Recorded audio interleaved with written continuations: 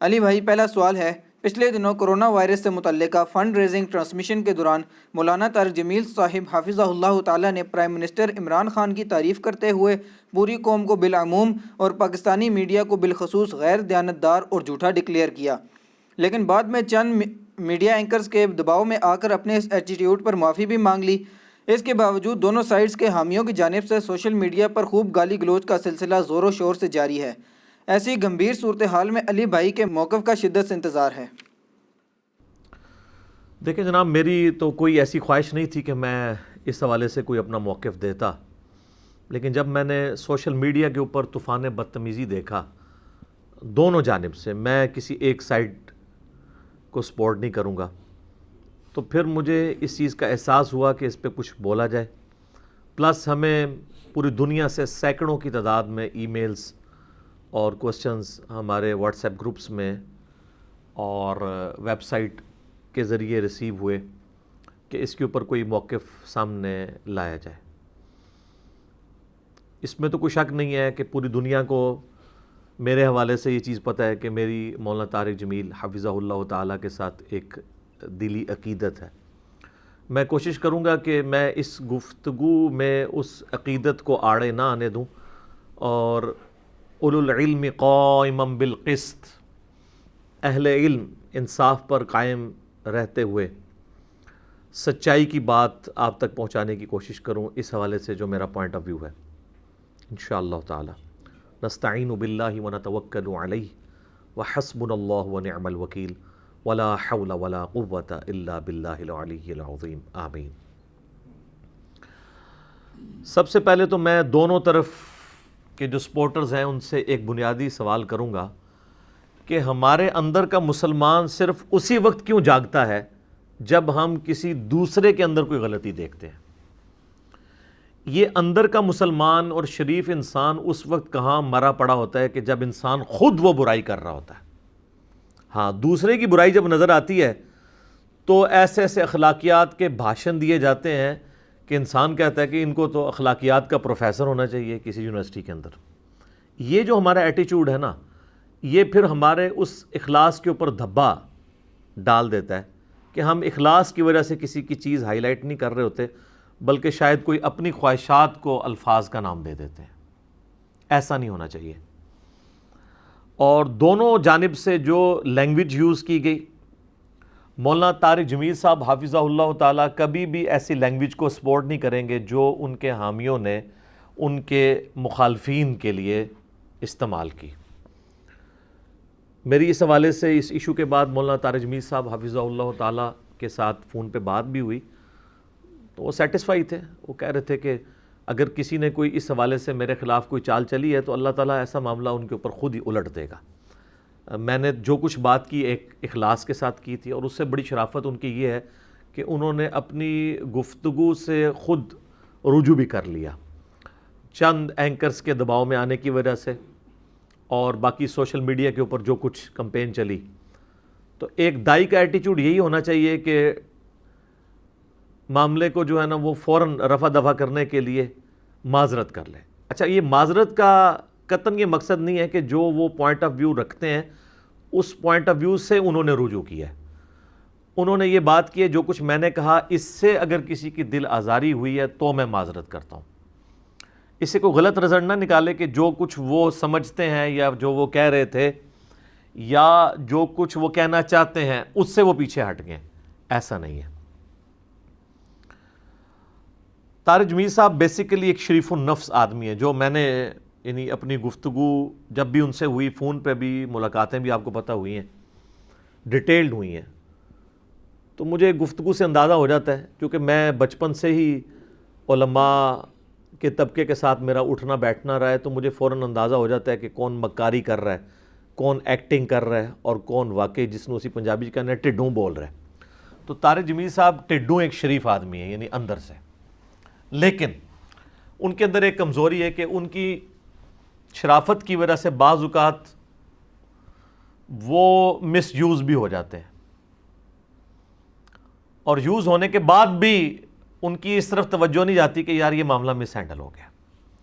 اس کی میں آپ کو تازہ مثال بتاتا ہوں۔ جب یہ کرونا وائرس کا ایشو شروع ہوا تو مارچ 2020 کے اندر ہی آپ کو پتہ ہے کہ ہمارے پرائم منسٹر صاحب نے ان کو اپنے آفس میں بلایا تھا، اور اس آفس کے اندر 2 تصاویر ان کی کھینچ کے ہمارے الیکٹرانک میڈیا کے اوپر، سوشل میڈیا کے اوپر چلائی گئی۔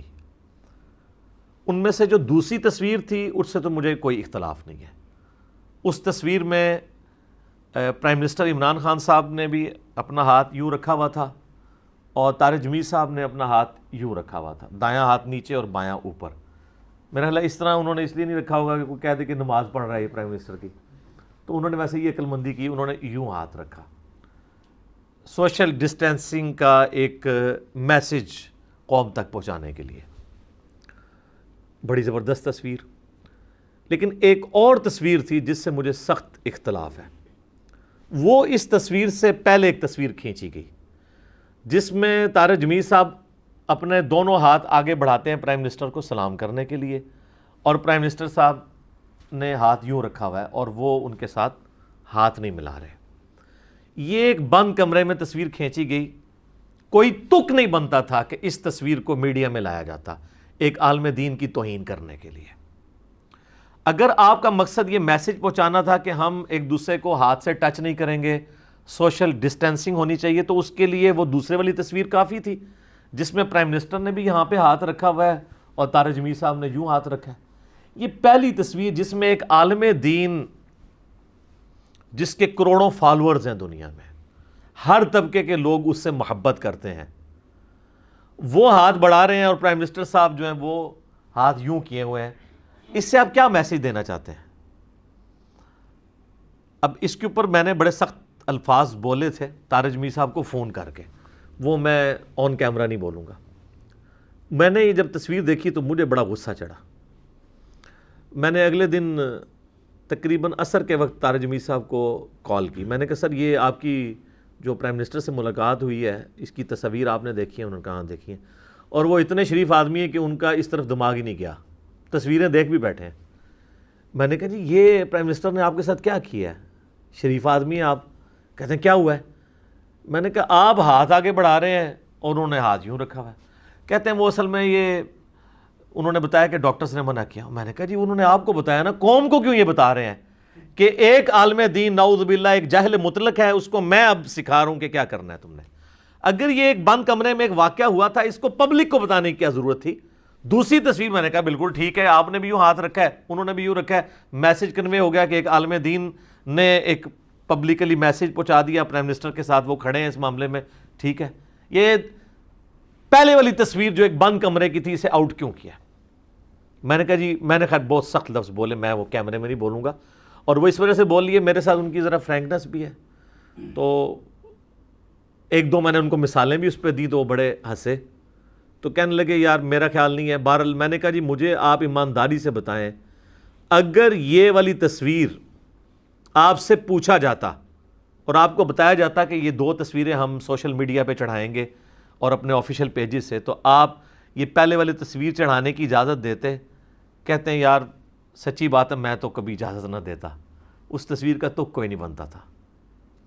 اور مجھے ان کی گفتگو سے لگا کہ یہ بھی وہ میری باتیں سننے کے بعد کہہ رہے تھے، پہلے ان کی اس طرف توجہ نہیں گئی ہے۔ اچھا، پھر میں نے ان سے ایک جنگ صفین میں تحکیم والے مسئلے کی نا ان کو مثال دی، وہ میں کیمرے میں بیان نہیں کروں گا، اشارتاً میں نے کر دی، تو اس پہ وہ کہکا لگا کے ایسے۔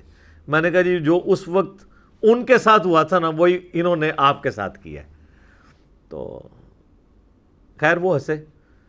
تو پھر میں نے کہا سر میں نے فون آپ کو اس لیے کیا کہ اب تو جو کچھ انہوں نے آپ کے ساتھ کیا وہ کیا، آئندہ کے لیے اگر آپ حکمرانوں کے پاس جائیں تو ہوشیار رہا کریں کہ وہ آپ کو مس یوز نہ کریں۔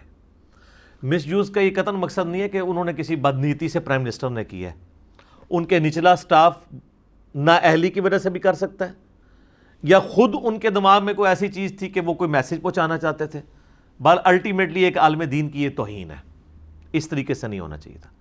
تو میں نے ان کو کہا کہ سر صحیح بخاری اور صحیح مسلم دونوں میں یہ حدیث موجود ہے۔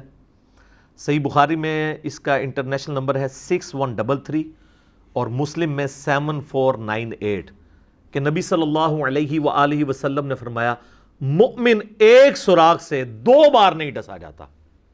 तो मैंने कहा ये एक बार तो आप डसे गए हैं, वैसे एक बार नहीं कई बार डसे गए हैं वो कई हुक्मरानों से।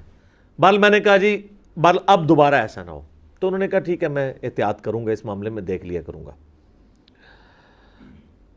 लेकिन इसके बावजूद उसके बाद कई एक ऐसे वाकयात हैं जिसमें मैं समझता हूं कि वो अपनी शराफत की वजह से, अच्छा बाद लोग समझ रहे होते हैं कि वो कोई नाउजुबिल्ला यानी जैसे कनिंग लोग होते हैं ना, इस तरह के वो है ही नहीं है। बाज़-औक़ात बिल्कुल सीधी सीधी बातें भी ना वो जब उनको तवज्जो दिलाई जाए ना तो वो कहते हैं हाँ यार इस तरह तो मेरी तवज्जो नहीं गई, ऐसे है। वरना वो इतना चीपली यूज़ ना हो जिस तरह उनको लोग इस्तेमाल कर लेते हैं। पहले के हुक्मरानों ने भी यूज़ किया, अब भी वो यूज़ हो रहे हैं। बाकी प्राइम मिनिस्टर जो उनको पॉजिटिव कामों के लिए यूज़ करते हैं बिल्कुल होना चाहिए, क्योंकि ऐसे लोग उम्मत के लिए नेमत होते हैं कि जिनको हर तबके के लोग पसंद करते हों, यानी लिबरल्स भी पसंद करते हों, मजहबी भी, फिर मजहबी कैटेगरी में फ़िरक़ों मुख्तलिफ़ फ़िरक़ों के लोग भी उनको सुनते हों। ऐसे लोग किसी कौम के लिए बड़ा एसेट होते हैं कि जिनकी बात एज ए बड़ा उनको मानते हुए लोग सुनते हों। तो उस एतबार से ज़रूर उनकी तरफ से मैसेज आना चाहिए। जैसे मैं समझता हूँ ये जो हमारी फ़ंड रेजिंग वाली ट्रांसमिशन हुई, मैं तो खैर इस ट्रांसमिशन के साथ ही एग्री नहीं करता था। यकीन करें कि मुझे बड़ा दुख हुआ, यानी बड़ा अजीब लग रहा था कि हमारे प्राइम मिनिस्टर साहब जो लोगों से पैसे मांग रहे हैं। प्राइम मिनिस्टर का स्टेटस इससे बहुत बुलंद है कि वो, और फिर पैसे इकट्ठे कितने हुए हैं वो आप देख लें। उतने पैसों की 2 या 3 कोठियाँ नहीं इस्लामाबाद में ख़रीदी जा सकती। तो वो तो वैसे मैं कहता हूँ प्राइम मिनिस्टर साहब किसी को फ़ोन करते उतने पैसे तो किसी ने वैसे ही दे देने थे। तो बहरहाल मुझे दुख हुआ कि ऐसा प्राइम मिनिस्टर को डिग्रेड नहीं करना चाहिए था। चलें उनकी अपनी आर्जी है कि वो समझते हैं कि मैं इस तरीके से मैसेज कन्वे करना चाहता हूँ। बाकी उस ट्रांसमिशन के दौरान तारिक जमील साहब की एक बात से तो मैं 100% एग्री करता हूँ, जो वो बेहयाई वाले इशू के ऊपर बोले हैं। और इसके बाद जब मेरी उनसे फ़ोन पे बात हुई तो मैंने उनसे स्पेशली पूछा है कि ये आपने बेहयाई के हवाले से इतनी स्ट्रिक्ट गुफ्तगू की है, अगरचे बाद में ट्विटर पे उन्होंने इसका माफ़ीनामा भी लिखा है कि भाई माफ़ीनामा इस तरह नहीं लिखा कि मैं वो गुफ्तगू वापस लेता हूँ, इस हवाले से कि अगर किसी की दिल आज़ारी हुई है तो मैं उससे माजरत करता हूँ। तो मैंने कहा आपको बाद में प्राइम मिनिस्टर ने कुछ कहा तो नहीं है कि आपने ये बेहयाई वाले मामले पे जो बात की है कि औरतें इस वक्त हमारा जो मीडिया है प्लस हमारे यूनिवर्सिटीज़ और कॉलेजेस के अंदर को एजुकेशन की वजह से और बाकी जो चीज़ें बेहयाई वाली हैं, तालीम के हम ख़िलाफ़ नहीं हैं लेकिन उसकी कोई लिमिट्स होनी चाहिए। तो कहते हैं नहीं, मुझे प्राइम मिनिस्टर ने इसमें कुछ इस एतबार से नहीं बात की है कि आपने कोई गलत कहा है। और मुझे लगता है वो बात बिल्कुल उनकी ठीक है, क्योंकि उससे चंद दिन बाद प्राइम मिनिस्टर ने यूट्यूबर्स को बुलाया हुआ था, पता नहीं इफ्तार के ऊपर, उसमें उन्होंने वही बातें रिपीट की जो उस दिन तारिक जमील साहब ने की थी बेहयाई के हवाले से। लेकिन जान के मान पाऊँ और पीटीआई के सपोर्टर्स के शर से बच सकूँ तो अर्ज़ करूँ कि ये हमारे मौलाना तारिक जमील साहब और प्राइम मिनिस्टर साहब को इन सारी बातों का ख्याल उस वक्त क्यों नहीं आया जब 2014 के धरनों में प्राइम मिनिस्टर इमरान खान साहब के सामने इस तरह की सैकड़ों बच्चियां गैर अखलाकी हरकतें कर रही थीं और सैकड़ों लड़के उन बच्चियों के साथ गैर अखलाकी हरकतें करने के लिए वहाँ पहुँचे हुए थे। काश उस वक्त भी ख्याल आता कि ये बेहयाई का जो तूफ़ान बदतमीज़ी बरपा है इस पर भी कुछ बोलना चाहिए। चलें, अगर उस वक्त ख्याल नहीं आया तो अब तो हो सकता है ना कि हम अपने उस माजी पे कहें कि यार उस वक्त जो बेहयाई वाला मामला हमारे ज़रिए हुआ था, हमसे मिस हैंडल हुआ, हमें नहीं करना चाहिए था। फिर तो हमें प्राइम मिनिस्टर के बारे में यकीन आ जाएगा कि वाकई वो बेहयाई को ख़त्म करना चाहते हैं। रहे तारिक जमील साहब तो उनके हाथ में तो सुल्तान नहीं है, यानी कमांड नहीं है, वो तो सिर्फ वाज कर सकते हैं जिस तरह मैं सिर्फ वाज ही कर सकता हूँ। लेकिन काश तारिक जमील साहब 2014 के धरनों में भी कोई इस तरह की स्टेटमेंट देते। चलें, अगर अब उनको ख्याल आया तो हम पॉजिटिवली देखते हैं, क्योंकि ये जब चीज़ें होती हैं ना फिर लोग शक करते हैं कि ये बंदा सामने बात करने वाला ट्रुथ लवर नहीं है, ये किसी एक ख़ास स्कूल ऑफ थॉट को सपोर्ट कर रहा है। जिस तरह उन्होंने कहा कि प्राइम मिनिस्टर को तो ये वतन उजड़ा हुआ मिला है, حالانکہ وطن جن لوگوں نے اجاڑا ہے، جب وہ لوگ حکمران تھے تو طارق جمیل صاحب ان کے پاس بھی جایا کرتے تھے. اس کی بھی کلیریفیکیشن ویسے انہوں نے دی ہے، میں ان کو سمجھانے جاتا تھا. تو سر ان کو سمجھانے جاتے تھے تو ان کو بھی تھوڑا سا سمجھائیں کہ یہ بھی قوم کے ساتھ سچ بولیں. ان سے معاملات مس ہینڈل ہوئے ہیں. اس وقت ہماری اکانومی تباہی کے دہانے پہ آ چکی ہوئی ہے، اور اس میں صرف ہمارے پرائم منسٹر صاحب کا قصور نہیں ہے، بلکہ ان خفیہ ہاتھوں کا بھی قصور ہے کہ جنہوں نے ملک کے وسیع تر مفاد کے اندر کچھ سٹیپس لیے. ان کی ہم نیت پہ شک نہیں کرتے، لیکن بہرحال وہ سارے کے سارے سٹیپ الٹے گلے پڑ گئے ہیں اس وقت. تو اپنی پالیسیز کے اوپر ہمیں نظر ثانی کرنے کی ضرورت ہے. بس میں اتنے کنٹرول الفاظ میں میسیج کنوے کر سکتا تھا جو میں نے کر دیا. اب آ جائیں طارق جمیل صاحب نے جو یہ کیٹاگوریکل سٹیٹمنٹ دی کہ پوری قوم جو ہے 22 کروڑ عوام، ان میں سے کتنے سچے ہوں گے عمران خان صاحب جیسے. اور پھر انہوں نے کہا کہ میڈیا والے لوگوں سے ہاتھ جوڑ کر معافی، لیکن ساری دنیا کا میڈیا جھوٹ بولتا ہے. تو یہ کیٹاگوریکل سٹیٹمنٹ دینا اتنے بڑے فورم کے اوپر جہاں پہ نیٹی گریٹیز دیکھی جا رہی ہوں اور نشریات لائیو چل رہی ہوں کہ اس کی کٹنگ پاسبل نہ ہو. ورنہ میں آپ کو بتاتا ہوں اگر یہ ریکارڈنگ ہوتی نا تو یہ الفاظ کاٹ دیے جاتے ہیں، لیکن لائیو کا یہی تو نقصان ہوتا ہے. کیٹاگوریکل سٹیٹمنٹ نہیں دینی چاہیے. اب جب کہ انہوں نے اس کی تعویل کر لی ہے کہ میں نے کیٹاگوریکلی سے مراد یہ نہیں لیا تھا کہ سارے ہی غلط ہیں، بلکہ میں نے کہا تھا اکثریت. تو یہ بات تو بالکل ٹھیک ہے، اکثریت تو یہ تو ہم بھی رونا رو رہے ہیں کہ اکثریت اس طرح کر رہی ہے. لیکن سر یہ اکثریت صرف میڈیا میں نہیں، اکثریت عوام الناس میں بھی، اکثریت سیاست دانوں میں بھی، اکثریت علماء میں بھی، اکثریت ریاستی اداروں کے ٹاپ ٹیئرز میں بھی ایسی ہی ہے. کیوں؟ کیونکہ یہ لوگ بھی تو اسی اکثریت والے معاشرے سے ہی نکل کے اوپر گئے ہیں نا. تو جب آپ چیک کریں گے تو ظاہر ہے یہ بھی ہوگا. پھر میڈیا کو صرف سنگل آؤٹ کرنا، ظاہر ہے کہ اس سے پھر میڈیا والوں کی ناراضگی کسی حد تک جسٹیفائی تھی کہ آپ باقی لوگوں کے بارے میں بھی بات کریں نا. وہ میں نے 12 ایگزامپلز دینی ہیں آپ کو اینڈ میں کہ اس حمام کے اندر سارے ہی ننگے ہیں. لیکن میں پہلے آپ تھوڑی تمہیدن گفتگو کر رہا ہوں تاکہ میری بعد والی کڑوی باتیں آپ کو ہضم ہو جائیں. لیکن چونکہ انہوں نے سنگل آؤٹ کیا تو میڈیا کے لوگوں نے اس کا برا منایا، اور پھر جب بعد میں انہوں نے غیر مشروط معذرت کر لی تو میرے خیال ہے اس کے بعد کوئی کمپین نہیں چلنی چاہیے تھی. یہ بھی زیادتی ہے دوسری طرف سے. یہ ان کا بڑا پن ہے کہ انہوں نے اپنی بات، ویسے ہمارے میڈیا والے لوگ بھی ایسے شریف علماء کے اوپر ہی شیر ہیں. جو علماء جو ہے وہ دھرنوں میں یہاں پہ ان کے گلے کے اوپر سوار ہوتے ہیں، پورا ملک جام کروا دیتے ہیں، ان سے تو آج تک میڈیا پہ کسی نے نہیں کہا کہ سر آپ آئیں ٹیلی فون کال پہ اور معذرت کرے. ہن بھی کوئی شوق پورا کر کے ویکھ لو جیڈے کے وڈے وڈے اینکر نے نا تہاڈی طبیعت صاف کر دیں گے. یہ سارے اینکرز اپنے گھروں میں نہیں جا سکتے، یہ صرف یہ بات بھی کر دیں کہ ان سے معذرت لینی ہے. اور جناب ان سے تو ایمان کے سرٹیفکیٹ ہمارے ریاستی اداروں کے ہیڈز کو لینے پڑتے ہیں. وہ تو اتنے سٹرانگ علماء ہیں. یہ شریف عالم ہے، اس نے معذرت کر لی. اور دیکھیں معذرت کرنے سے کسی کا قد چھوٹا نہیں ہوتا، بڑا ہی ہوتا ہے.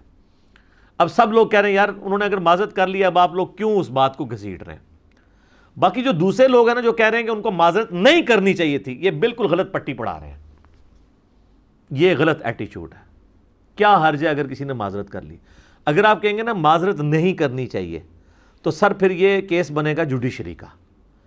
اس پہ پھر حد کے عزت کا ایشو اٹھایا جائے گا، کیونکہ آپ نے کیٹاگوریکل سٹیٹمنٹ دی ہے تو سامنے جتنے صحافی ہیں پھر وہ طارق جمیل صاحب کو حد کے عزت کا نوٹس بھیجتے اور کہتے سر آپ نے جو ہمارے بارے میں سٹیٹمنٹ دی ہے نا آ کے اسے عدالت میں پروف کریں ورنہ اتنے ارب روپیہ ہرجانہ دیں. طارق جمیل صاحب نے اسے کنگال کروانا ہے. اور باقی انہوں نے جو کہا کہ ایک بہت بڑا میڈیا ہاؤس ہے جس کے مالک نے مجھے کہا کہ اگر ہم سچ بولیں گے تو ہمارا یہ میڈیا ہاؤس ہی بند ہو جائے گا. اب بڑے میڈیا ہاؤس تو اس وقت بہت سارے ہیں، اب ان میں سے کون ہے؟ اب جب ان سے پوچھا جا رہا ہے بتائیں تو وہ کہتے ہیں غیبت ہو جائے گی. تو معذرت کے ساتھ اگر آپ اتنی بڑی فین فالوئنگ رکھ کر بھی ایسے میڈیا ہاؤس والے بندے کو پبلک کے سامنے ایکسپوز نہیں کر سکتے، تو آپ میڈیا اینکر سے اور صحافیوں سے کیوں امید کرتے ہیں کہ وہ بڑے بڑے مگر بچوں کا نام لے کے انہیں ایکسپوز کریں؟ ان کی فیملیز نہیں ہیں، ان کو نہیں ڈر لگتا؟ دیکھنا تارج میسا بھی تو نام نہیں لے رہے نا، کیوں نہیں لے رہے؟ تو سچائی کے لیے ابھارنا کسی دوسرے کو یہ آسان ہوتا ہے، خود جب بولنا پڑے نا تو پھر پتہ چلتا ہے کہ یہ ذرا مشکل کام ہے، بلکہ بہت زیادہ مشکل کام ہے۔ اب طارج میر صاحب نے یہ جو سٹیٹمنٹ دی ہے کہ میڈیا جھوٹ بولتا ہے، عربی میں تغلیب کا ایک قاعدہ ہے کہ اکثریت کے لیے کیٹاگوریکل سٹیٹمنٹ آپ دے سکتے ہیں، اس میں اگر بڑے تھوڑے سے لوگ ایکسیپشن کے طور پہ ہونا تو آپ یہ کہہ سکتے ہیں، اور یہ عموماً ہم اپنی لینگویج میں کہتے ہیں، ہم کہتے ہیں نہیں یار پوری قوم ہی بے ایمان ہے، ہر بندہ ہی 2 نمبر ہے، یہ ہر پاکستانی کہتا ہے، جو خود بھی ہوتا ہے، اور وہ اس وقت کہتے ہوئے اپنے آپ کو شامل نہیں کر رہا ہوتا۔ جب اس سے پوچھیں اچھا یار تم نے کہا پوری قوم 2 نمبر، تم بھی کہا نہیں جی میں تو ہمیشہ سچی گال کری دی ہے، تو پھر کہو تم نے پوری قوم، اوہ نہیں یار پوری قوم نہیں، مراد یہ اکثریت۔ تو طارج میر صاحب کی اس بات کا مطلب یہی تھا، لیکن چونکہ جس فورم پہ تھے، جتنی بڑی وہ شخصیت ہیں، ان کو الفاظ کے چناؤ میں تھوڑی، یعنی میں اس طرح اگر بولوں تو چل جاتا ہے، کیونکہ ظاہر ہے میرے مزاج سے بھی سب لوگ واقف ہیں، تو طارج میر صاحب کا تو مزاج ایسا ہے نہیں ہے نا، وہ تو انٹروورٹ ہے اور میں ایکسٹروورٹ ٹائپ بندہ ہوں، میں جب یہ بولوں گا نا تو اس کا مطلب اور ہوگا، ان جیسا بندہ بولے گا تو مطلب کچھ اور نکلے گا، لہٰذا ان کی معذرت کر لینا یہ ان کے حق میں بہتر تھا، بہت اچھی بات ہے۔ اب یہ طارج میر صاحب کا یہ کہنا کہ میڈیا سچ نہیں بولتا، میڈیا جھوٹ بولتا ہے، میرے نزدیک اصل سوال یہ نہیں ہے، اصل سوال یہ ہے کہ میڈیا جھوٹ کیوں بولتا ہے، میڈیا سچ کیوں نہیں بولتا؟ یہ جو کیوں ہے نا یہ اصل سوال ہے۔ یہ تو سارے کہتے ہیں میڈیا جھوٹا، میڈیا سچ نہیں بتاتا، ٹھیک ہے، کبھی کسی نے یہ اس کو روٹ کاز انالیسس کیا کہ یہ کیوں ہوتا ہے ایسے؟ یہ میں آپ کے سامنے اب رکھتا ہوں۔ میں نے اس کے اوپر بڑی برین سٹارمنگ کی تو میں اس رزلٹ پہ پہنچا کہ اس کیوں کے 5 جواب ہیں۔ پہلا جواب تو طارج میر صاحب کی معذرت سے آپ سب لوگوں کو پتہ چل گیا، پوری نیشن کو، کہ طارج میر صاحب نے ایک سٹیٹمنٹ دی تو 24 گھنٹے کے اندر اندر انہوں نے معذرت کر لی۔ وہ شخصیت جس کی اتنی فین فالوئنگ ہے، اتنے سارے لوگ ان کے ساتھ کھڑے ہوئے ہیں، ان کو بھی بیک فٹ پہ جانا پڑا۔ یہ پہلی ریزن ہے کہ سچ بول کر آپ کیوں نہیں سروائیو کرتے اس معاشرے میں، اور آپ سچ کیوں نہیں بولتے؟ سچ کڑوا ہوتا ہے، الحق مر، عربی میں ایک محاورہ ہے، ٹروتھ از آلویز بٹر۔ ہاں یہ بٹر ہوتی ہے جس کے خلاف جاری ہوتی ہے، جس کے حق میں جاتی ہے اس کے لیے تو بہت میٹھی ہوتی ہے۔ تو یہ کیوں کا پہلا جواب۔ کیوں کا دوسرا جواب ہے کہ طاقتور سیاسی لیڈرز، طاقتور بزنس مین، اور خصوصاً جو پراپرٹی ڈیلرز ہیں، آپ کو پتہ چل جائے گا پراپرٹی ڈیلر جب میں کہہ رہا ہوں تو میں کس کی طرف اشارہ کر رہا ہوں۔ طاقتور علماء اور طاقتور ریاستی ادارے، ادارہ نہیں ادارے، وہ آپ کو پتا ہے کہ طاقتور ریاستی ادارے اس وقت کون کون سے ہیں۔ یہ لوگ برا مان جاتے ہیں، اس لیے سچ بولنا مشکل ہے، اور جھوٹ کی آمیزش کر کے ایسی بات کرنی پڑتی ہے جس سے ان کے نرم و نازک دل دکھ نہ جائیں۔ یہ کیوں کی دوسری وجہ۔ کیوں کی تیسری وجہ ہے کہ یہ سارے طاقتور لوگ جو ہیں وہ ایسے اینکرز کو، ایسے صحافیوں کو، ایسے میڈیا گروپس کو اور ایسے اخبارات کو دھمکیاں لگاتے ہیں کہ اگر یہ کیا نا، ہماری خبر چھاپی نا، پھر دیکھ لینا۔ یہ لوگوں کو مشورہ دینا بڑا آسان ہے، کتنے صحافی شہید ہوئے ہیں اس کام میں۔ آپ کو اگر برے لوگ نظر آ رہے ہیں تو اچھے لوگ نہیں ان میں نظر آ رہے۔ کالی بھیڑیں تو ہمارے ریاستی اداروں میں بھی ہیں، سیاستدانوں میں بھی ہیں، تو میڈیا والے لوگوں کو آپ کیٹاگوریکل ڈینائی کر رہے ہیں۔ ان لوگوں نے اپنی زندگیاں دی ہیں اس کام کے لیے. میں پرسنلی کئی لوگوں کو جانتا ہوں, بڑے اخلاص کے ساتھ وہ یہ کام کر رہے ہوتے ہیں, اور بعض اوقات بڑی دلیری کرتے ہیں. ڈاکٹر شاہد مسعود سے میں سخت اختلاف رکھتا ہوں, لیکن ایک اس کی نیکی اس قوم کے ساتھ جس کو میں آج بھی یاد کرتا ہوں. مشرف کے دور میں جب ڈاکٹر عبد القدیر خان سے ہاتھ جوڑ کے ٹی وی پہ معافی منگوائی گئی, سنگل آؤٹ اس بندے کو کر کے جو پاکستان کا محسن ہے, اور اس کے ساتھ جتنے لوگ شامل تھے وہ سارے ہیرو ہیں, وہ سارے محب الوطن ہیں, ایک بندے کو قربانی کا بکرا بنایا گیا. تو ڈاکٹر شاہد مسعود نے اس وقت پروگرام کیا تھا اور اس نے پوری ہسٹری بتائی تھی کہ اس نے یہ کیا, اس نے تو معافی نہیں مانگی, اس نے یہ کیا, اس نے تو معافی نہیں مانگی. اور وہ ہسٹری آج ان 20 سالوں میں اس سے بھی بڑھ کے ہو چکی ہے کہ جس مشرف نے یہ کام کیا, اس مشرف نے تو اس قوم کا بیڑا غرق کر کے اسے امریکہ کی اس جنگ میں جھونک کے اربوں ڈالر کا نقصان کروایا کہ ہم آئندہ 100 سال میں بھی وہ نقصان پورا نہیں کر سکتے.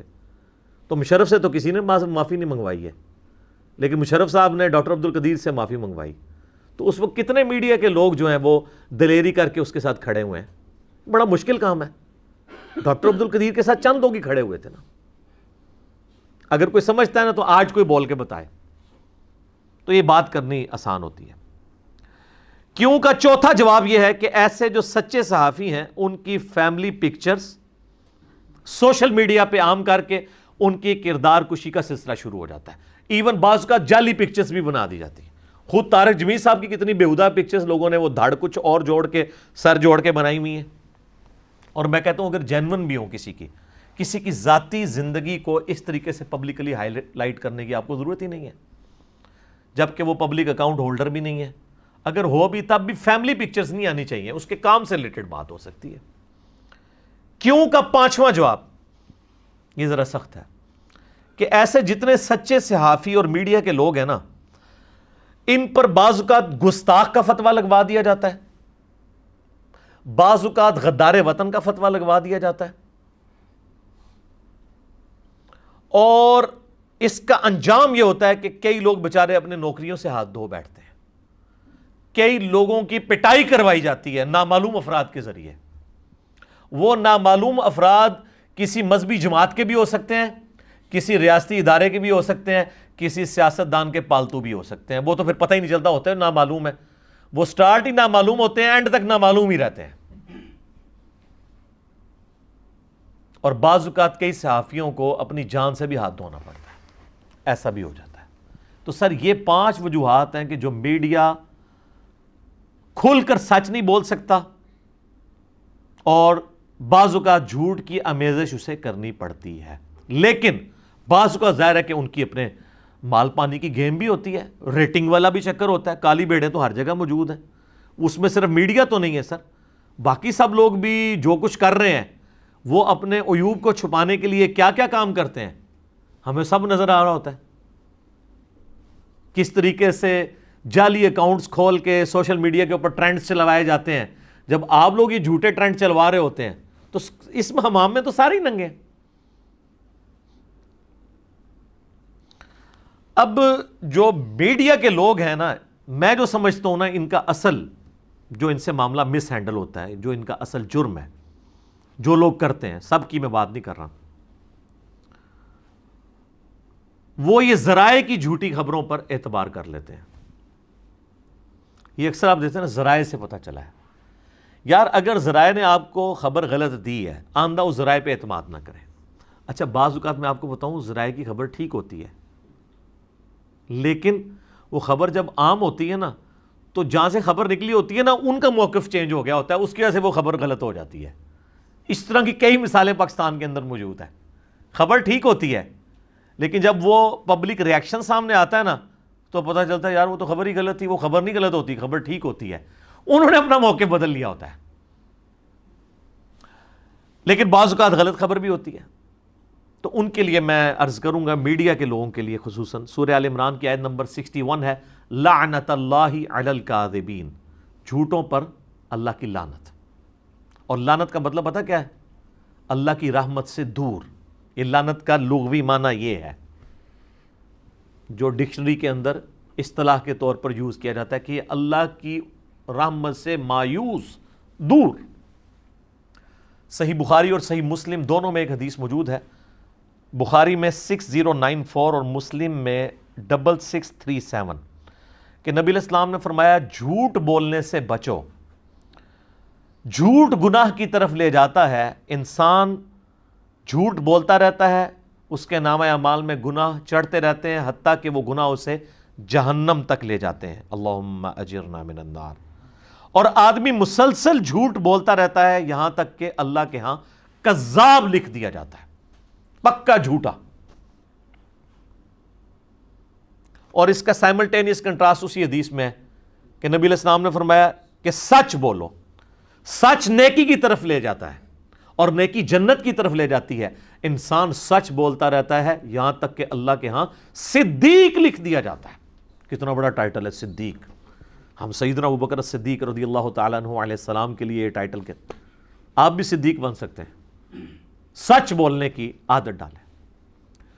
جھوٹ کے والے سے تو درجنوں مجھے بخاری مسلم کی اور ترمذی ابو داؤد میں کئی حدیثیں زبانی یاد ہیں، لیکن وہ ٹاپک دوسری طرف چلا جائے گا، میں نے نمائندہ حدیث آپ کے سامنے رکھ دی۔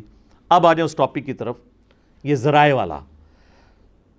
سورۃ الحجرات کی آیت نمبر 6 ہے، یا ایھا الذین آمنوا ان جاء فاسق بنبأ فتبینوا، اے ایمان والو اگر کوئی فاسق تمہارے پاس کوئی خبر لے کر آئے تو تم اس کی تحقیق کر لیا کرو، کہیں ایسا نہ ہو کہ تم جاہلیت میں کسی قوم کو نقصان پہنچا بیٹھو اور بعد میں تم شرمندہ ہو کہ ہم نے یہ کیا کیا۔ یہاں پہ پوری قوم کو ظاہر نقصان پہنچایا جا رہا ہوتا ہے اس حوالے سے۔ تو اللہ تعالیٰ میں کہ فاسق کی خبر نہیں قبول کرنی، اور اکثر ذرائع جو ہوتے ہیں نا وہ فاسقین ہی ہوتے ہیں، نہ انہوں نے کبھی نماز پڑھی، نہ ان کو جھوٹ سچ کی تمیز، نہ ان کو اکاؤنٹیبلٹی کا کوئی ڈر، نہ اللہ کی اکاؤنٹیبلٹی کا کوئی ڈر، اور وہ ہوتے ہیں ذرائع، وہ تو جو مرضی آپ کو بیان کر دیں۔ قرآن کہہ رہا ہے کہ جب تک آپ تحقیق نہیں کریں گے آپ نے بات آگے بیان نہیں کرنی۔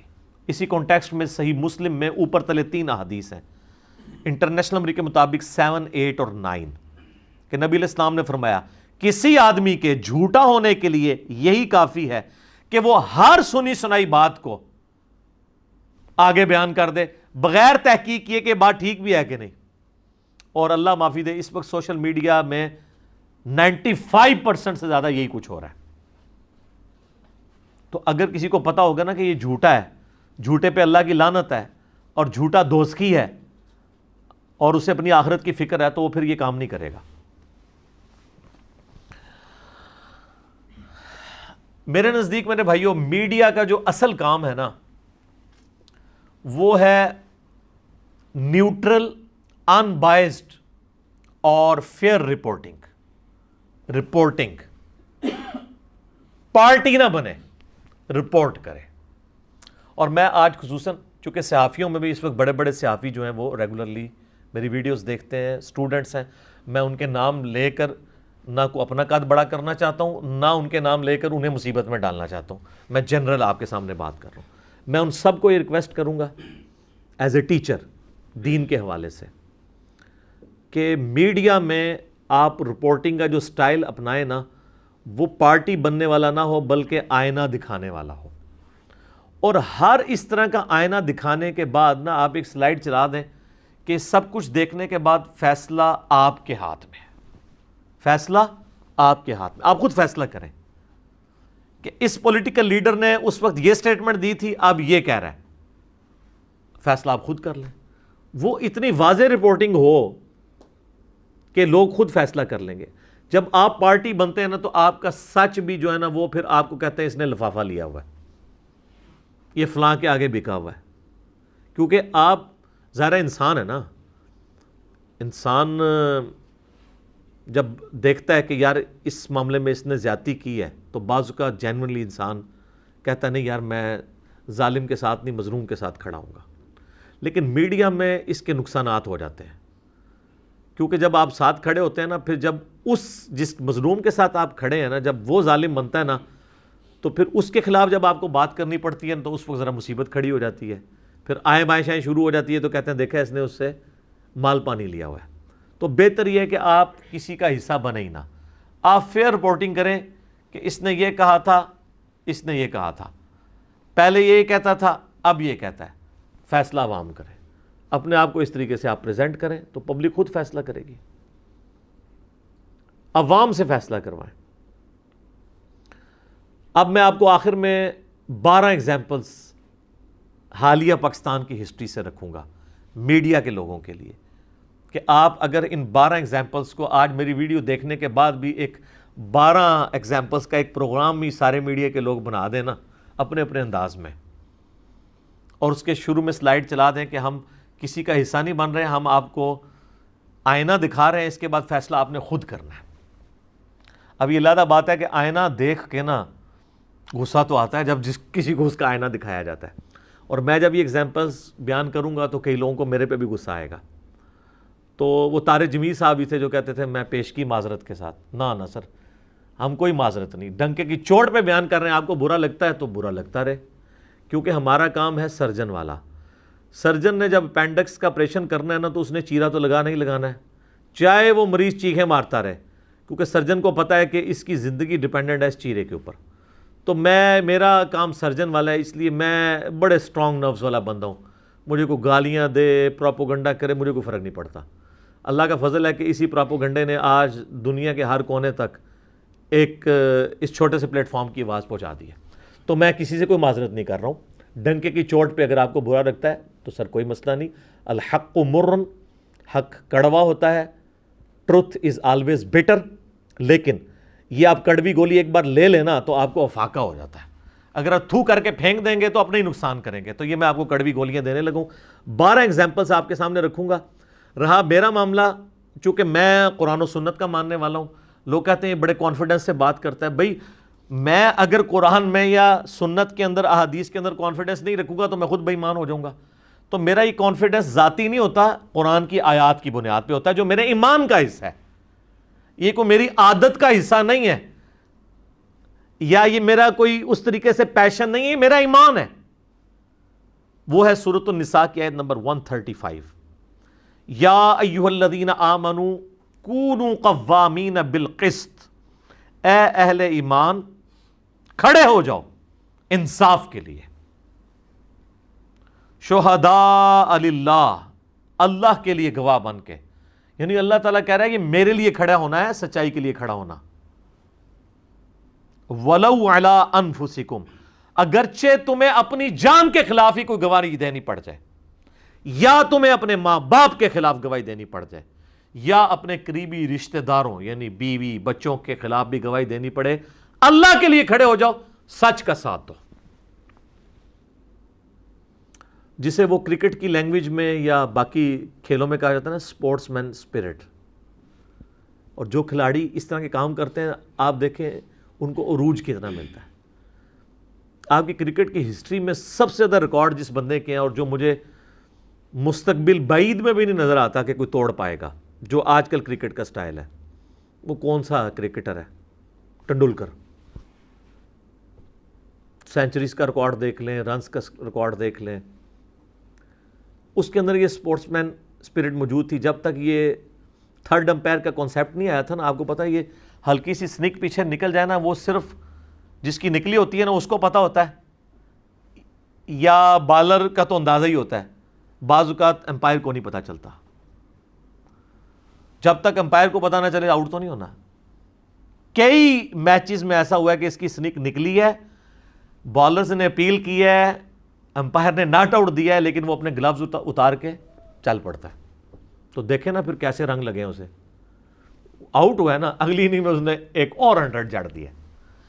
تو یہ دنیا میں اللہ تعالیٰ کسی کو اس طرح کا رزلٹ دے دیتا ہے. تو اس لیے سچائی کے ساتھ کھڑے ہونے کا بظاہر اس وقت نقصان ہوتا ہے، لیکن ان دا لانگ ٹرم آپ کو فائدہ ہوتا ہے.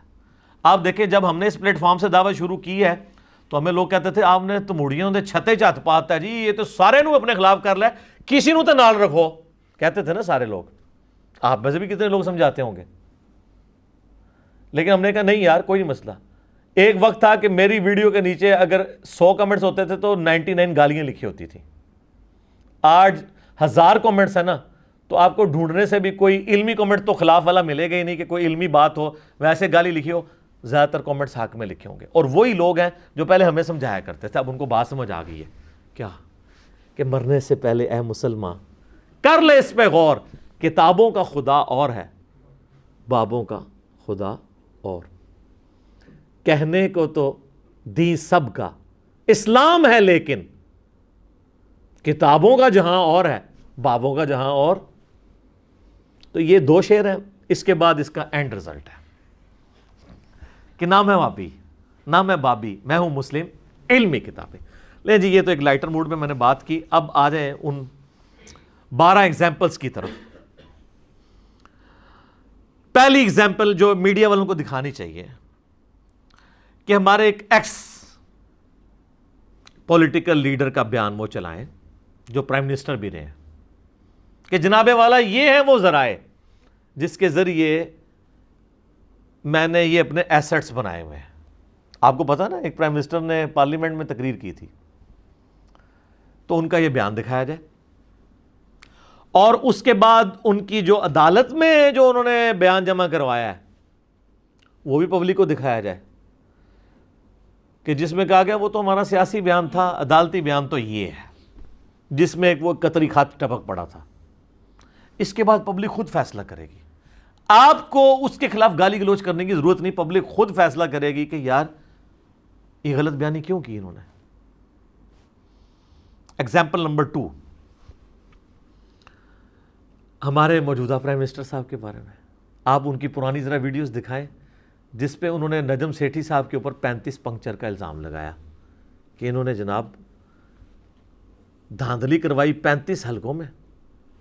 اور اس کے بعد آپ عدالت میں ان کا بیان جو انہوں نے جمع کروایا جس میں انہوں نے حد کے عزت کا، جب نجم سیٹھی صاحب نے مقدمہ کیا تو انہوں نے ریٹن میں معافی مانگی اور کہا کہ وہ تو میں نے بس اس طریقے سے، میں نے بھی میڈیا پہ سنا تھا تو میں نے ایک سیاسی بیان کے طور پہ جڑ دیا، میرے پاس اس کا پروف تو ہے ہی کوئی نہیں ہے. تو پھر پبلک خود فیصلہ کرے گی کہ ہمارے لیڈرز کس طریقے سے پولیٹیکل گینز کے لیے سٹیٹمنٹس دے دیتے ہیں، بعد میں اس بندہ ڈی فیم ہو جائے، اس کو لوگ گالیاں نکالیں، اس چیز کی پرواہ نہیں رہتی ان کو. ایگزامپل نمبر 3، آپ دکھائیں کہ ایک ادارے نے 2014 کے دھرنوں میں بڑی میٹھی میٹھی اور سویٹ قسم کی اعلامیے اور ٹویٹس جاری کیے کہ دھرنے والوں کے ساتھ بڑے اچھے طریقے سے بیہیو کرنا چاہیے، یہ بھی ہمارے ملک پاکستان کے شہری ہیں اور ان کے ساتھ کوئی غلط ایٹیٹیوڈ اڈاپٹ نہ کیا جائے. جب ہماری 2014 کی پولیٹیکل جماعت کا دھرنا ہو رہا تھا ڈی چوک کے اندر، اور پھر آپ بعد میں دکھائیں کہ 2019 میں جب ایک اور پولیٹیکل مذہبی جماعت نے اسی دھرنے والی جماعت کے حکومت میں آنے کے بعد ان کے خلاف دھرنا کیا، تو اس کے لیڈر جب تقریر کرتے تھے تو ہر تقریر کے بعد یہاں سے ٹویٹس آنا شروع ہو جاتی تھی کہ جی ہمارے ادارے کو آپ سیاست میں نہ گھسیڑیں، ہم یہ نہیں کر رہے ہیں اور ہم حکومت کے ساتھ کھڑے ہیں، چونکہ ادارہ حکومت کے انڈر ہوتا ہے تو جو پرائم منسٹر حکم دیں گے ہم اس کے مطابق چلیں گے. تو پھر عوام فیصلہ کرے گی کہ 2014 میں یہ ادارہ پرائم منسٹر کے انڈر نہیں تھا 1973 کے آئین کے تحت، اور 2019 میں یہ پرائم منسٹر کے انڈر آ گیا. خود بخود لوگوں کو پتہ چل جائے گا. ایگزامپل نمبر 4، جب ہمارے ایکس پرائم منسٹر صاحب کو ایک پارٹی کا صدر چنا گیا، ان کے صادق اور امین کی ڈگری کینسل ہونے کے بعد نااہل ڈکلیئر کیا گیا، تو دوسری پارٹی نے کہا دیکھیں جی نااہل بندہ تو کوئی عہدہ رکھ نہیں سکتا، ہم تو اسے عدالت میں چیلنج کریں گے. عدالت نے جب کہہ دیے صادق اور امین نہیں ہے تو آپ یہ ان کا بیان چلائیں. اس کے بعد آپ چلائیں کہ اسی عدالت نے ان کی پارٹی کے ایک بہت بڑے عہدیدار کو جب نااہل ڈکلیئر کیا تو وہ ان کی جب حکومت بنی تو اسی بندے نے اپنے جہاز میں وہ سارے بندے بھر بھر کے اسی نااہل نے پرائم منسٹر ہاؤس میں بیٹھ کے ابھی تک سارے معاملات کو اور پنجاب کے معاملات کو چلا رہا تھا. اور وہ کہیں گے جی دیکھیں جناب پہلے یہ کہتے تھے دوسروں کے نااہلوں کے بارے میں اور اپنے نااہل کو اپنے بغل میں رکھا ہوا ہے انہوں نے. عوام خود فیصلہ کرے گی. 5ویں ایگزامپل،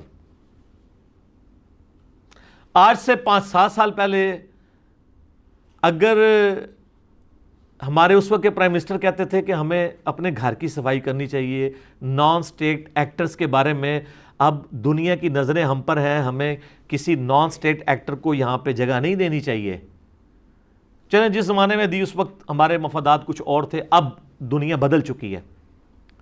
تو آپ کو پتہ ہے کہ اس وقت کیا بات کی گئی, یہ تو غدار وطن ہے, یہ تو لوگوں کو خود بتا رہا ہے کہ یہ ہو رہا ہے, ہمارے ملک کے اندر نان سٹیٹ ایکٹر موجود ہیں, تو یہ آپ چلائیں. اس کے بعد آپ موجودہ پرائم منسٹر کی پوری دنیا میں جو تقریریں ہیں کہ ہم نے یہ دہشت گرد پالے, ہم نے یہ دہشت گرد پالے, ہم یہ کرتے رہے, وہ چلا دیں. اور جب ایف اے ٹی ایف کا شور بچا تو وہ گھر کی صفائی کرنے والی ساری باتیں ہم نے ریٹن میں ماننی کہ ہم یہ نہیں کریں گے سر, ہم یہ نہیں ہونے دیں گے, ہم مانتے ہیں کہ ہم یہ کریں گے, ہم جو ہے وہ ان کے خلاف مقدمات چلائیں گے اور ان کو جیلوں میں ڈالیں گے, اور ڈال بھی دیا. میں نہیں اس میں پڑھتا صحیح ڈالا غلط ڈالا, یہ میں اس وقت ڈسکس نہیں کر رہا, لیکن ایک ہی بندے کے دو رخ آپ لوگوں کو دکھائیں. ایگزامپل نمبر 6, کچھ سال پہلے جب کبھی انڈیا سے دوستی کی بات کی جاتی تھی کہ یار دونوں غریب ملک ہیں, لڑیں گے مریں گے تو مارے جائیں گے, یار ہمیں اپنی اکانومی کی طرف توجہ دینی چاہیے, ہمیں بارڈر کھولنے چاہیے, تجارت عام ہونی چاہیے, یہ کرتارپور بارڈر کو بھی کھولا جائے سکھوں کے لیے. قادیانی والے مسئلے میں تو میں سپورٹ بالکل نہیں کرتا, ابھی تک حکومت ڈینائی کر رہی ہے, لیکن کوئی خبریں اچھی نہیں آ رہی ہیں. لگ رہا ہے کہ یہ قادیانیوں کو بھی اکوموڈیٹ کر رہے ہیں, اور اس پہ اگر کرتے ہیں تو یہ ظلم کریں گے. میری اس پہ پہلے بھی ویڈیو آ چکی ہے. سکھوں والا معاملہ ایک الگ تھا. تو اس وقت جب یہ بات کی گئی تو کہتے تھے, کیا کہتے تھے, مودی کا جو یار ہے غدار ہے, غدار ہے. اب جو لوگ اس وقت یہ باتیں کرتے تھے تو میڈیا کو چاہیے اب دکھائے کہ جناب یہ وہی سارے کام یہ لوگ کر رہے ہیں, اور اس حد تک کر رہے ہیں کہ یہ فونوں پہ فون ملاتے ہیں اور وہ مودی ان کا فون اٹھانے کا روادار نہیں ہے. اور جب ان کو سمجھاتے ہیں کہ اپنے آپ کو اتنا نہ گراؤ تو اب وہ کہتے ہیں نہیں نہیں امن ہونا چاہیے. اور ہمارے موجودہ پرائم منسٹر صاحب کی تقریر رکھی ہوئی ہے کہ اگر ہم لڑیں گے تو لڑ مر کے تو کچھ نہیں نکلے گا رزلٹ, ہمیں تو یہ کرنا چاہیے. تو آپ دکھائیں کہ جناب ایک ہی بندہ ہے, اس کی دو مختلف حالتوں میں دو مختلف سٹیٹمنٹس موجود ہیں. ایگزامپل نمبر 7, آپ کو پتہ ہے نا پچھلی حکومت میں ریلوے کے کچھ حادثات ہوئے, تو اس وقت جو ریلوے کے منسٹر ہیں انہوں نے کہا جی وہ باہر کے ملکوں میں تو ایک حادثہ ہو جائے تو وہ منسٹر استعفیٰ دے دیتا ہے. یہ آپ دکھائیں ان کی پرانی ویڈیو. اور اس دور میں پاکستان کی ہسٹری کے سب سے زیادہ حادثات ہوئے ہیں کسی بھی وزیر کے ٹینور کے اندر, 1-1.5 سال کے اندر, 2 سال کے اندر. اب اس سے جب استعفیٰ مانگا جاتا ہے وہ کہتے ہیں کہ پاکستان میں تو رواج ہی نہیں استعفیٰ دینے کا. یہ وہ بندہ کہہ رہا ہے جو اس وقت کہہ رہا تھا کہ ہمیں استعفیٰ دینا چاہیے, تو یار رواج نہیں ہے تو تم ٹرینڈ سیٹر بنو نا, سب سے پہلے تم اپنا استعفیٰ رکھو. اور اس سے بڑھ کے اس نے پبلکلی جھوٹ بولا کہ تبلیغی جماعت کا سلنڈر پھٹنے کی وجہ سے تیز گام میں آگ لگی. اور آپ کو یاد ہوگا کہ میں نے اسی دن کہہ دیا تھا, میرے سامنے ویڈیوز آ گئی تھی, میں پہلا بندہ تھا, ابھی تحقیق سامنے نہیں آئی تھی, مجھے ادھر جو عینی شاہدین تھے اس ٹرین کے انہوں نے کہا تھا جی شارٹ سرکٹ ہوا ہے, اس کی وجہ سے ڈبے میں آگ لگی ہے, اس آگ لگنے کی وجہ سے سلنڈر پھٹا ہے. ویسے سلنڈر نہیں ساتھ لے کے جانا چاہیے, سلنڈر لے کے جانا بھی ریلوے کی نااہلی ہے کہ انہوں نے کیوں جانے دیا ادھر سے. تو اس وقت کہہ رہے تھے یہ تبلیغی جماعت کو خام خواہ سپورٹ کر رہا ہے. اچھا اب تو ان کی آفیشیل آپ کو پتا ہے رپورٹ پبلک ہو چکی ہے جس میں پتا چلا کہ سرکٹ کی وجہ شارٹ سرکٹ کی وجہ سے آگ لگی تھی. تو اس وزیر ریلوے کا استعفیٰ نہیں آیا. تو آپ اس کے پرانے بیان اور نئے والے چلائیں اور آگے لکھیں, فیصلہ آپ کے ہاتھ میں. دیکھیں ہم میڈیا والوں کو طریقہ بتا رہے ہیں, ویسے یہ ساری باتیں ان کو پتہ ہے, لیکن یہ اتنا آسان نہیں ہے چلانا. یہ تو سوشل میڈیا ہے نا کہ یہ چیزیں چل جاتی ہیں, وہ لوگ میڈیا پہ نہیں چلا سکتے کیونکہ ان کے مفادات جڑے ہوئے ہیں. ان کو اشتہارات حکومت سے ملنے ہوتی ہیں, وہ حکومت کہتی ہے روٹی پانی بند کر دیں گے. ہمیں حکومت کہتی ہے روٹی پانی بند کر دو تو ہم کہیں گے تو آپ تو ہمیں روٹی پانی پہلے بھی کوئی نہیں دے رہے ہیں, نہ ہم آپ سے لینے کے کوئی روادار ہیں. ہاں آپ کو الحمدللہ ہم ہزاروں کا ٹیکس دیتے ہیں سالانہ, تو آپ ہمیں تو یہ بات نہیں کر سکتے. اچھا جی, ایگزامپل نمبر 8, 2018 میں آپ کو پتا ہے نا کہ ایک مذہبی جماعت نے جب ختم نبوت کا ایک ایشو اٹھایا تو اس وقت 2018 کے الیکشن ہونے والے تھے, تو ہماری یہ موجودہ جو حکمران جماعت ہے انہوں نے اسی مذہبی جماعت کے پلیٹ فارم سے مذہبی کارڈ یوز کیا. اور جب یہ حکومت میں آئے تو اسی جماعت نے جب دھرنے دیے اور ان کے اوپر کفر کے فتوے لگائے تو انہوں نے پکڑ کے انہی علماء کو جیل میں ڈلوا دیا. تو اب اصولاً میں جیل تو ان لوگوں کو بھی ساتھ کاٹنی چاہیے جو پہلی حکومت کے اندر ان کے ساتھ سٹیج پہ کھڑے ہو کے یہ کام کر رہے تھے. میں اس کام کے غلط یا صحیح ہونے کے فیصلہ نہیں کر رہا, میں اصول اور مبادی کی بات کر رہا ہوں کہ کم از کم 2 نمبری تو نہ ہو, اصول تو ایک رکھیں. نویں ایگزامپل, آپ پتہ ہے ہمارے ایکس پرائم منسٹر کو ایک عدالتی فیصلے کے ذریعے پاناما والے ایشو کے اندر فارغ کیا گیا. بہرحال وہ جو اقامہ اور جو کچھ ہوا وہ تو عوام کو اب پتہ چل گیا کیا تھا. تو اس وقت یہ کہا گیا جب اسی پرائم منسٹر ایکس کی طرف سے اور ان کے سپورٹرز کی طرف سے پاکستان کی عدالتوں کے بارے میں غلیظ زبان استعمال کی گئی, تو یہ موجودہ ہمارے حکمرانوں نے ہمیں کہا کہ نہیں, عدالتی فیصلوں کا تو احترام ہونا چاہیے, اس طرح کی کوئی زبان استعمال نہیں کرنی چاہیے. یہ تو بڑی غلط بات ہے. دیکھیں سب سے بڑی عدالت نے فیصلہ دے دیا ہے, تو اس طرح کی زبان, واقعی میں بھی کہتا ہوں زبان نہیں استعمال ہونی چاہیے. اختلاف رائے آپ کر سکتے ہیں, لیکن جس طرح پچھلی حکومت نے عدالتوں کے بارے میں غلیظ زبان استعمال کی نا, وہ انتہائی غیر اخلاقی رویہ ہے. اس کے بعد آپ بعد والا ایک معاملہ دکھائیں ان کو کہ جب اس حکومت میں ایک فوجی سابقہ ڈکٹیٹر کے خلاف فیصلہ آیا جس کی وجہ سے پاکستان کو اربوں ڈالر کا نقصان ہوا اور ہم ایک غیر ملکی جنگ میں گھر گئے جو آج تک نکل نہیں سکے, حتیٰ کہ اس کا اپنا ادارہ آج اسے ڈس آن کرتا ہے اس حوالے سے, اس کی پالیسیز کے حوالے سے, کیونکہ ہماری فوج کا جو ڈومیننٹ کلچر ہے وہ مذہبی ہے اور وہ تو بالکل سیکولر تھا, اس سے بھی آگے کی چیز تھا. اس کے خلاف ہائی کورٹ کا فیصلہ آیا, ایک ظاہر اسپیشل بینچ ہائی کورٹ کا تھا. اس فیصلے کے خلاف جو غلیظ زبان استعمال کی گئی ان کی سیاسی سپورٹر جماعتوں کی طرف سے, حتیٰ کہ معاملہ اتنا مس ہینڈل ہوا کہ اس ادارے کے ایک آفیشیل سپوکس مین نے آگے پریس کانفرنس کر دی, جو یہ کام ہی نہیں ہے کہ ایک عدالت کا فیصلہ ہے تو ایک ادارے کا تو یہ کام نہیں ہے کہ وہ عدالت کے بارے میں آ کے تو پریس کانفرنس کرنا شروع کر دے. اداروں کو تو اداروں کے مقابل نہیں آنا چاہیے. اور اس میں انہوں نے وہ فضائل و برکات سنانے شروع کر دیے, اور اس میں ایک پیرا مس ہینڈل ہوا تھا, اس کو پکڑ کے تو انہوں نے نیٹی گریٹیز کرنی شروع کر دی اور کہا کہ جی جج کا تو دماغی توازن ٹھیک نہیں ہے, ہم اس کے خلاف جو ہے پٹیشن دائر کریں گے. آج تک نہیں نہ کی تھی, اور پتہ ہی تو ہی فارغ ہو جانی ہے پٹیشن. اس طرح تو نہیں ہوتا کہ آپ کے حق میں فیصلہ ہے تو جج کا دماغ ٹھیک, اور آپ کا دماغ ٹھیک کرے کوئی جج تو اس کا دماغ خراب. یہ تو نہیں ہونا چاہیے. اچھا, تو یہ لوگوں کو دکھائیں کہ عدالتی احترام کتنا ہے ان لوگوں کے اندر. پہلے یہ کرتے ہیں, بعد میں اپنے خلاف آئے تو یہ کرتے ہیں, اور اس میں ایک سیاسی جماعت بھی انوالو ہوئی اور اداروں کے لوگ بھی استعمال ہوئے. 10ویں ایگزامپل, ہماری موجودہ حکومت ہمیں کہا کرتی تھی پچھلی حکومت کے زمانے میں کہ جناب یہ وزیر جو کرپشن میں پکڑے جا رہے ہیں ان کو چوکوں میں ٹانگیں, اور ہم جب حکومت میں آئیں گے تو دھرنوں سے ہم کنٹینر سے روزانہ ہی آواز سنتے تھے, میں ان کو چوکوں میں ٹانگوں گا. اور بعد میں دکھائیں کہ ان کے اپنے حکومتی وزیروں کی جب کرپشن نکلی ہے تو ان کی رپورٹیں بھی پبلک نہیں ہونے دے رہے, اور وہ بھی جس طریقے سے پہلی رپورٹ بھی پبلک ہوئی ہے نا, وہ چوری ہو گئی تھی اس لیے پبلک ہوئی ہے. سزائیں پھر بھی نہیں ہوئی ہیں, بلکہ ان کے عہدے جو ہے نا چینج کیے گئے ہیں یا بہتر عہدے ان کو دے دیے گئے ہیں. تو یہ بتایا جائے پہلے یہ کہتے تھے, جب اپنی باری آئی ہے تو اب یہ کر رہے ہیں. 11ویں ایگزامپل, ایک مذہبی جماعت نے 2019 کے اندر, آپ کو پتا ہے کہ ادھر دھرنا دیا,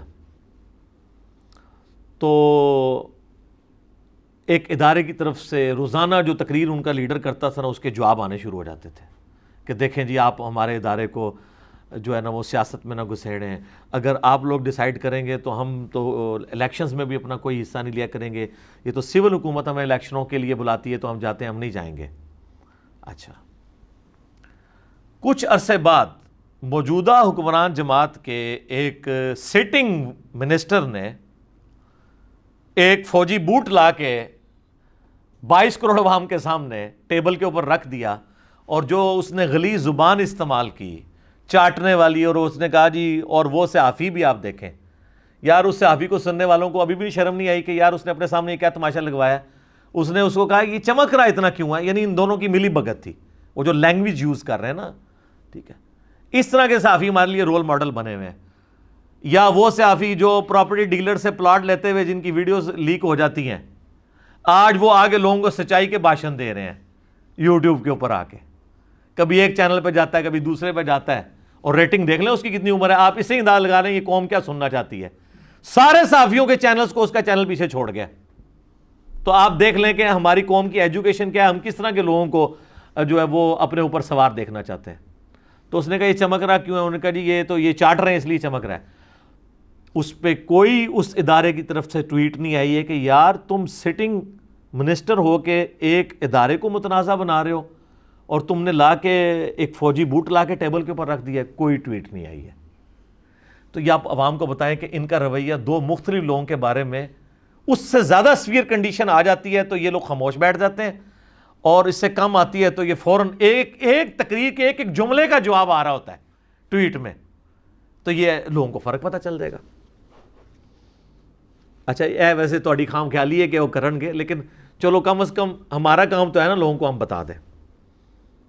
12ویں ایگزامپل, ہمارے پرائم منسٹر صاحب نے ہمیں دھرنوں میں ایک بات بڑی یاد کروائی تھی کہ جب لیڈر ٹھیک ہوتا ہے نا تو نیچے سارے سیدھے ہو جاتے ہیں. ہم اس وقت بھی کہتے تھے سر اس سے نہیں ہوتا, وہ کہتے تھے نہیں, کہتے تھے آپ کو پتا ہے کہ میں تو ٹیم بنانے کا ایکسپرٹ ہوں, میں ایسی ٹیم بناؤں گا کہ سب کچھ ٹھیک ہو جائے گا, اور چونکہ میں اوپر تو میں بیٹھا ہوں گا نا, یہاں کوئی 2 نمبری کرے گا میں دیکھ لوں گا. اور اب وہی پرائم منسٹر صاحب کہہ رہے ہیں کہ جی میں تو بڑا ایماندار تھا, مجھے ٹیم یہ اچھی نہیں ملی. تو یہ دونوں باتیں آپ عوام کے سامنے رکھیں کہ یا یہ پہلے غلط کہتے تھے یا آپ غلط کہہ رہے ہیں, اور اگر آپ غلط کہہ رہے ہیں تو پہلے کے غلط کی معافی مانگیں. یہ رپورٹنگ کا سٹائل ہونا چاہیے. اور ان ساری 12 کی 12 ایگزامپلس کے اوپر میں یہ کہوں گا کہ وہ جو سہیل وڑائی صاحب کہتے ہیں کہ کیا یہ کھلا تضاد نہیں ہے, بالکل کھلا تضاد ہے. اینڈ پہ میں دعا کروں گا. اچھا ان ساری باتوں سے کسی نے یہ رزلٹ نہیں نکالنا کہ میں اس حق میں ہوں کہ پرائم منسٹر کو ہٹا دیا جائے یا حکومت ختم کر دی جائے. نہ سر, ہماری ڈاکٹرن آپ ہماری پرانی ویڈیوز بھی چلائیں گے وہی ہے. ہمارا موقف 2014 کے دھرنوں میں بھی یہی تھا کہ کوئی ایکسٹرا جوڈیشل طریقہ نہیں ہونا چاہیے حکومت کو ہٹانے کا. 2019 کے دھرنوں میں بھی یہی تھا, اور آج بھی یہی ہے. 5 سال پورے کرنے دیں, پاکستان کی اسمبلیاں کم از کم 5 دفعہ 5 سال کا اپنی ڈیوریشن پوری کریں تو آپ دیکھیں اسی سسٹم کو میں سے آپ کو خیر نظر آئے گا. لیکن آج تک کبھی آپ نے 5 سال یعنی جس کو کہتے ہیں نا سکون سے پورے نہیں ہونے دیے. یہ تو اسی طریقے سے ہے کہ آپ ہر تیسرے دن پودا جو آپ نے چھوٹا سا ننا سا پودا لگایا اس کو اکھاڑ کے کہیں یہ بڑا کیوں نہیں ہو رہا, تو وہ تو نہیں بڑا ہوگا. آپ اس کو بڑا ہونے دیں گے تو بڑا ہوگا نا. اور جب سناب, اور اگر آپ کو یہ ڈر لگا ہے کہ یہ بڑا ہو گیا تو ہمارا کیا بنے گا, تو اس لیے ہم نے اسے بڑا نہیں ہونے دینا. ہم نے فوراً سے اکھاڑ کے چیک کرنا ہے, اور بہانا یہ کرنا ہے سیدھے چیک کیتا سی اس واسطے اکھاڑا ہیلو پھر لا دینا. تو اس طرح تو اس نے قیامت تک بڑا نہیں ہونا ہے, انہیں بوڑھے نہ بوڑھا ہی رہنا ہے. اور پھر حتیٰ کہ لوگ پھر یہ کہتے ہیں جناب یہ تو سسٹم ہی خراب ہے. سسٹم خراب نہیں سر, آپ دنیا کی بہترین گاڑی جو ہے نا کسی ایسے ڈرائیور کے متھے مار دینا جسے ڈرائیونگ نہیں آتی تو وہ گاڑی ٹھوک دے گا, تو یہ نہیں کہا جائے گا کہ گاڑی بری ہے. یہ سسٹم برا نہیں ہے, آپ اس سسٹم کو چلنے دیں. اور گیون سرکمسٹانسز کے اندر کچھ غلطیاں بھی ہوں گی, لیکن جن قوموں کی ہم مثالیں دیتے ہیں نا سر, آج سے 200 سال پہلے اگر ان کے سیاستدانوں کا آپ حال دیکھیں ہم سے برا تھا. یہ 200-250 سال ان کی ڈیموکریسی چلی ہے تو آج آپ کو رزلٹ نظر آ رہے ہیں. میں ٹوٹلی اس ڈیموکریسی کو سپورٹ نہیں کرتا, میں قرارداد مقاصد والی ڈیموکریسی کی بات کرتا ہوں کہ کتاب و سنت کے دائرے کے اندر حلال کا فیصلہ کثرت رائے سے ہوگا, حرام کا فیصلہ کثرت رائے سے نہیں ہوگا, وہ کتاب و سنت کی نص سے ہوگا. تو اینڈ پہ میں دعا کرتا ہوں کہ اسمبلیاں بھی اپنا وقت پورا کریں. اللہ تعالیٰ ہمارے پرائم منسٹر صاحب کو, ہمارے علماء کو, ہمارے سیاستدانوں کو, ریاستی اداروں کے لوگوں کو, اپوزیشن کے لوگوں کو پورے اخلاص کے ساتھ, اللہ تعالیٰ کے ساتھ, ڈیڈیکیشن کے ساتھ اسلام کی اور ہمارے ملک پاکستان کی خدمت کرنے کی توفیق عطا فرمائے. آمین ثم آمین. ٹھیک ہوگا جی.